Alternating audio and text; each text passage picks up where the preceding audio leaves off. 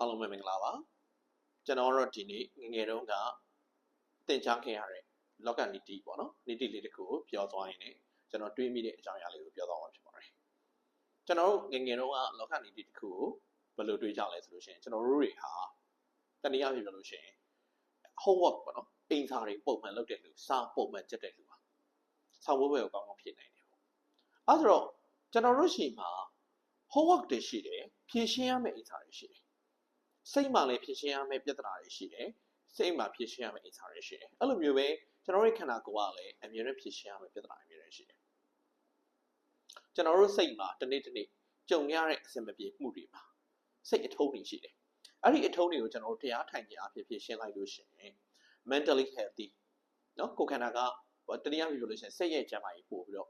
ကောင်းလာတယ်ပေါ့နော်ဒါ mental healthy ဖြစ်တယ်အဲ့လိုမျိုးပဲကျွန်တော်တို့ရဲ့ခန္ဓာကိုယ်မှာလည်းနေ့စဉ်လှုပ်ရှားတဲ့အခါမှာဘာလေးဖြစ်လာလဲဆိုလို့ရှိရင်မညီမျှမှုတွေဖြစ်လာတယ်လူတွေကမှလည်း bias လုပ်တယ်ဗျကိုယ်ကနာကလည်း bias ဖြစ်တယ်ညာတဲ့လူကတနည်းအားဖြင့်ပြောလို့ရှိရင်ညာဘက်လှုပ်ရှားမှုများတဲ့အခါမှာဘယ်ဘက်လှုပ်ရှားမှုနည်းသွားတာပဲဒီလိုမျိုးဘက်မညီလှုပ်ရှားမှုတွေကဘက်လိုက်လှုပ်ရှားမှုတွေကနောက်ဆုံးဘာဖြစ်သွားလဲဆိုလို့ရှိရင်လူရဲ့ကိုယ်ခန္ဓာမှာအကြောတွေဆိုင်းသွားစေတယ်အကြောတွေထုံသွားစေတယ်အားကြောင့်မလို့ဂျင်လေးသွားအကြောလျှော့လေးဂျင်ကလုပ်ရင်တော့မှသူဟာအထုံးတွေကိုပုံမှန်ဖြည့်လျှော့နိုင်တာဖြစ်တဲ့အတွက်ကြောင့်မလို့အကြောသိမ့်မတက်ဘူးအထိုင်များတဲ့လူကအကြောတက်တယ်ဆိုလို့ရှိရင်ထိုင်တဲ့အခါမှာကျွန်တော်တို့တွေကပုံမှန်ပြင်မက်ထိုင်ဖို့အခုဆိုကျွန်တော်ဆိုမက်ထိုင်နေရမှာမဟုတ်ဘူးမက်ထိုင်ဖို့ညီမျှအောင်ထိုင်ဖို့သိမ့်မလုပ်ကြအောင်ခြေထောက်တစ်ဖက်ပေါ်တစ်ဖက်တင်ထားတယ်ဆိုတဲ့ကတစ်ဖက်ကိုတစ်ဖက် bias ပေါ့နော်တစ်ဖက်ကိုတော့အမြင်နဲ့ကျွန်တော်တို့ကဘက်လိုက်နေကြတာပဲတခါကျလို့ရှိရင်ကျွန်တော်တို့တစ်ဖက်ဆောင်းသွားတယ်တခါကျလို့ရှိရင်လည်းပုံမှန်တိုင်းလေးဖြစ်သွားတယ်အဲ့လိုဖြစ်နေတာကကျွန်တော်တို့တွေမညီမျှမှုတွေရှိတယ်အဲ့တော့အကြောတွေကဆိုင်းကြတယ်အကြောတွေကထုံကြတယ်အဲ့တော့အကြောဖြည့်ရှင်းကြတယ်လေ့ကျင့်ခန်းလေးလုပ်ကြတယ်အဲ့လိုမျိုးလေ့ကျင့်ခန်းလေးလုပ်လိုက်လို့ရှိရင်ကျွန်တော်တို့ကပို့ပြီးတော့ကျန်းမာလာတယ်ဒါကကျွန်တော်တို့ရဲ့လောကနီတီပဲဟုတ်ပြီအဲ့ဆိုတော့ပုံမှန်လေ့ကျင့်ခန်းလုပ်တဲ့လူပုံမှန်တရားထိုင်တဲ့လူကစိတ်ကျန်းမာရေးကိုယ်ကျန်းမာရေးကောင်းတယ်ပေါ့အဲ့ဒါကိုလည်းကျွန်တော်တို့အမြဲတမ်းသိဖို့အရေးကြီးတယ်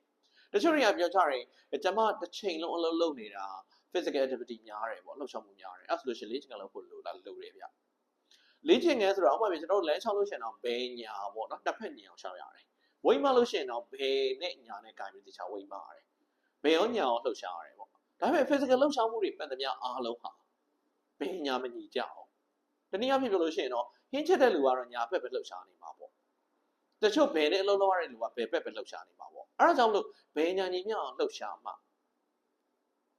ကျွန်တော်တို့တွေကညီမျှမှုဖြစ်လာပြီးတဲ့အခါမှာအကျော်ပြေတာပေါ့နော်အညောင်းထိုင်တာတတစေတာပေါ့လှုပ်ရှားမှုများတိုင်းသာကျမ်းမာကြီးဆိုလို့ရှိရင်လေကျွန်တော်တို့တွေပဲပြုတ်တွေကျမ်းမာမှာပဲစပိန်နင်းနာနဲ့စိုက်ကနင်းနာနဲ့မတူဘူးဗျ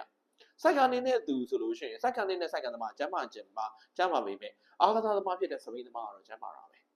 ဘာဖြစ်လို့လဲဆိုတော့စိုက်ကသမားဟာသူဘယ်အချိန်မှရောက်ရမလဲဆိုတော့သူမသိဘူးဒီအလေးချိန်အပေါ့နဲ့အလေးပေါ်မူတည်ပြီးတော့ပဲသူအဆင်ပြေတယ်လို့နေတာပဲ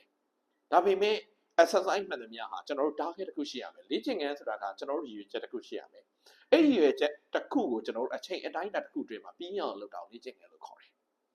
ကျွန်တော်တို့ပုံမှန်ပဲပြုတ်တဲ့တယောက်က